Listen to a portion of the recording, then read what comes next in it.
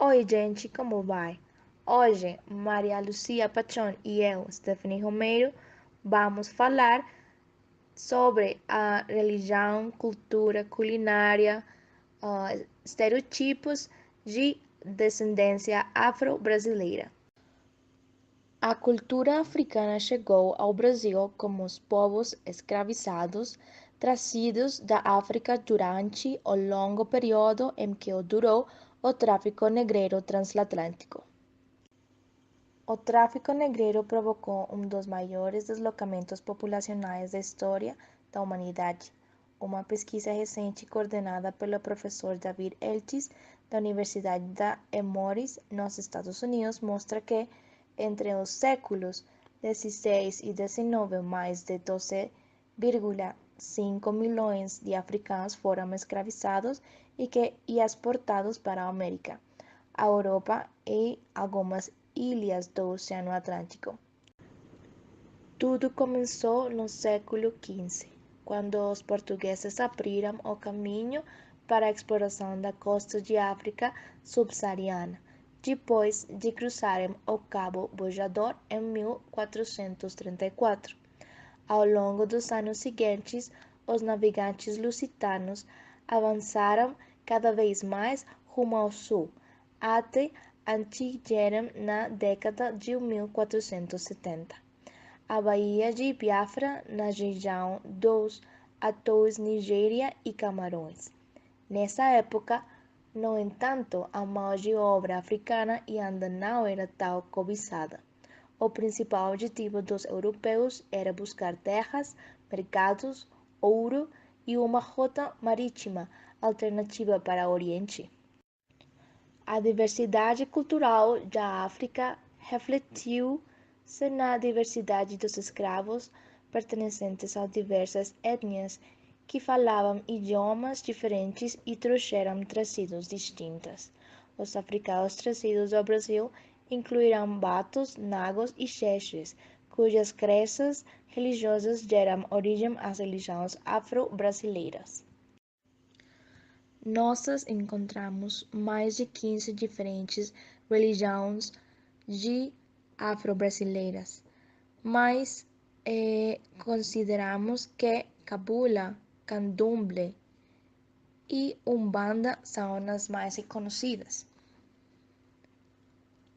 Umbanda pode ser encontrada em todos os estados do Brasil e é uma religião heterodoxa brasileira cuja evolução do polissincretismo religioso existente no Brasil foi resultado de motivações diversas, inclusive de ordem social, que originaram um culto à feição e moda do país. Cabula pode ser encontrada em Espírito Santo, Minas Gerais, Rio de Janeiro e Santa Catarina. Esta religião é o nome pelo qual foi chamada na Bahia uma seita surgida no final do século XIX com caráter secreto e fundo religioso. Além do cunho hermético, a seita mantinha forte influência da cultura afro-brasileira, sobretudo dos males bantus com sincretismo provocado pela difusão da doutrina espiritina nos últimos anos do século XIX. E candomblé pode ser encontrada em todos os estados do Brasil. Esta religião é derivada do animismo africano, onde se cultuam os orixás, bondos, nixes, dependendo da nação. Sendo de origem totímica e familiar, é uma das religiões afro-brasileiras praticadas principalmente no Brasil. Assim como a indígena, a cultura africana foi geralmente suprimida pelos colonizadores. Na colônia, os escravos aprendiam o português, eram batizados com nomes portugueses e obrigados a se converter ao catolicismo. Os africanos contribuiriam para a cultura brasileira em uma enormidade de aspectos: dança, música, religião, culinária e idioma. Essa influência se faz notar em grande parte do país, em certos estados como Bahia, Maranhão, Pernambuco, Alagoas, Minas Gerais, Rio de Janeiro, São Paulo e Rio Grande do Sul. A cultura afro-brasileira é particularmente destacada em virtude da migração dos escravos. A influência da cultura africana é também evidente na culinária regional, especialmente na Bahia, onde foi introduzido o dendenceiro, uma palmeira africana da qual se extrai o azeite de dende. Este azeite é utilizado em vários pratos de influência africana, como a batata, o caruru e o acarajé. Na música, a cultura africana contribuiu com os ritmos que são a base de boa parte da música popular brasileira. Gêneros musicais coloniais de influência africana, como o lundu, terminaram dando origem à base rítmica do maxixe, samba, choro, bossa nova e outros gêneros musicais atuais. Também há alguns instrumentos musicais brasileiros, como o barimbau, o afoxé e o agogo, que são de origem africana. O berimbau é o instrumento utilizado para criar o ritmo que acompanha os passos da capoeira, mistura de dança e arte marcial, criada pelos escravos no Brasil colonial. O que muitas pessoas não sabem é que o português falado no Brasil traz inúmeras palavras de origem africana. Em razão da escravidão dos negros da África no Brasil colônia, houve uma importante contribuição do continente na formação do que podemos chamar hoje idioma brasileiro. Muitas palavras existentes em nosso dicionário são usadas em comum sentido, tanto aqui como em Angola, um exemplo que marca a forte ligação linguística. Hoje, podemos observar no dicionário brasileiro uma variedade de termos que usamos em nosso dia a dia. São termos a noção da sua origem africana, mais especificamente do grupo Bantu. Entre os exemplos encontramos abadá, caçamba, cachaça, cachimbo, caçula, candango, canga, capanga, carimbo, cachumba, cochilar, fubá, chibi, maconha, macumba, babaca, bunda, cafofo e muvuca, entre outros. É importante termos a consciência de que a África é uma das responsáveis pelo português que temos hoje no Brasil. Um idioma rico e variado, originado de vários povos e que conquistou sua identidade única por conta de forte miscigenação linguística. O Salvador, no melhor ponto para a construção da cidade-fortaleza, o hoje chamado Pelourinho, local ideal de suas pretensões. As razões que levaram à escolha do Pelourinho são bastante claras. É a parte mais alta da cidade, em frente ao porto, perto do comércio e naturalmente fortificada pela grande depressão existente que forma uma muralha. Em poucos anos, Tomé de Souza construiu uma série de casarões e sobrados, na parte superior dessa muralha, todas inspiradas evidentemente na arquitetura barroca portuguesa e erguidos com mãos de obra escrava negra, que acabaram deixando também suas marcas e influências na construção. O Dia da Consciência Negra surgiu para lembrar o quanto os negros sofreram desde a colonização do Brasil, suas lutas, suas conquistas, mas também serve para homenagear aqueles que lutaram pelos direitos da raça e seus principais feitos.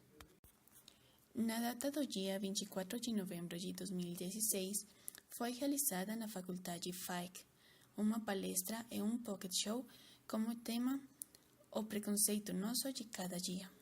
Palestrante Célio Roberto Pereira de Oliveira, conhecido como Célio Jamaica, discutindo-se a história de preconceito racial, a inferioridade da classe no meio social, as dificuldades encontradas no mercado de trabalho, a marginalização e discriminação.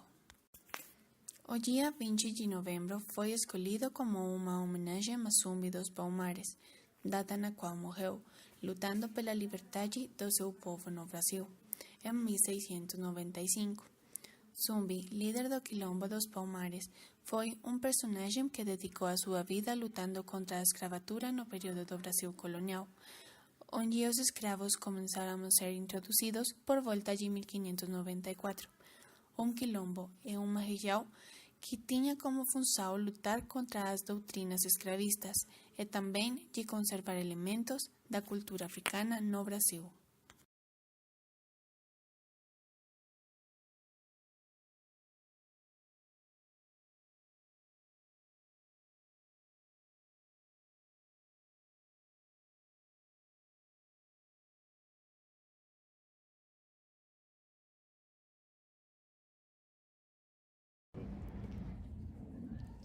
Oi, bom dia.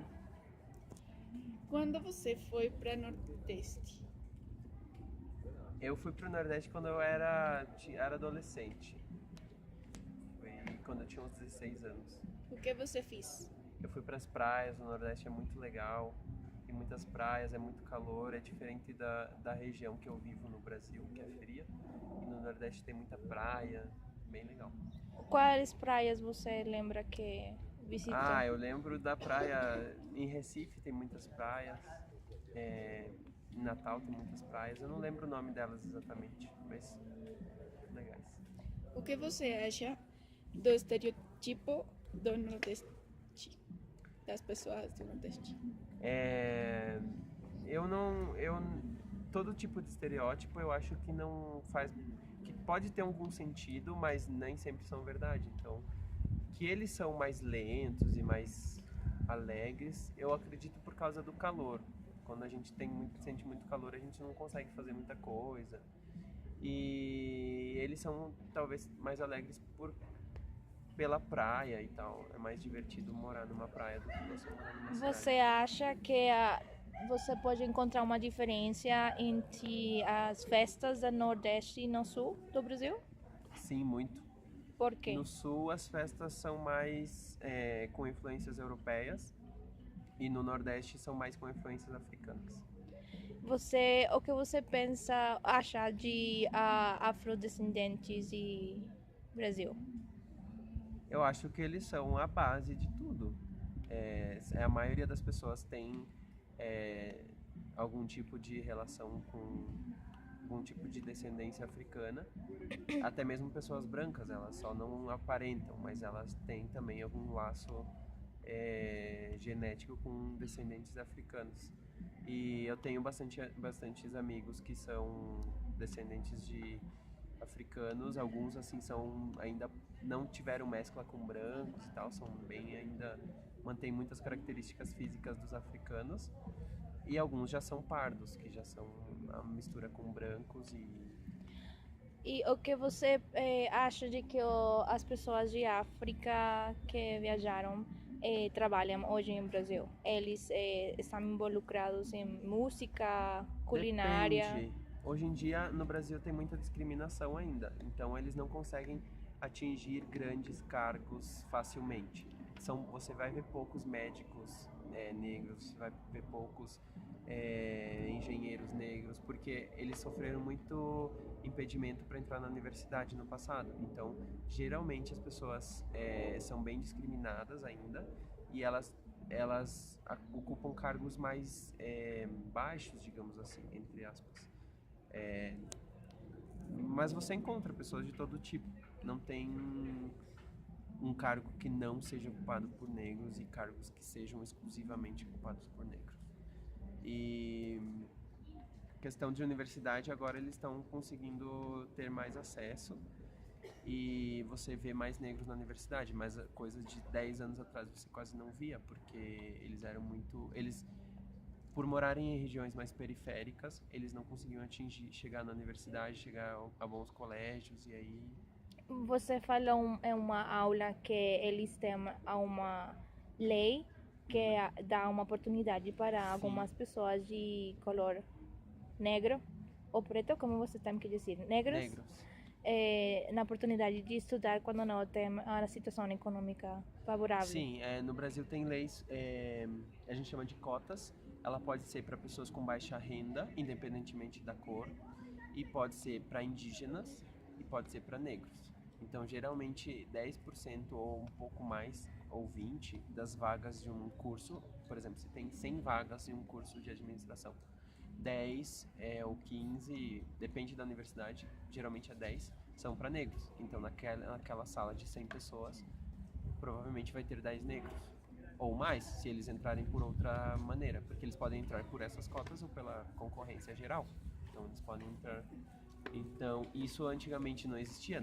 Um curso de 100 pessoas não ia ter 3 negros. Hoje em dia já tem 10. E com o tempo, quando eles forem atingindo cargos maiores, tiverem filhos, e aí os filhos vão ter mais condições de estudar, as coisas vão mudando. Essa lei ela é provisória, ela não é para sempre. Ela é só até esse processo de inserção acontecer bem e aí depois eles pretendem tirar a lei para essas pessoas que já se formaram, formaram suas famílias, já terem condições de sozinhas irem entrando no mercado de trabalho na universidade sem cotas. Bom, obrigada. De nada. Com gosto.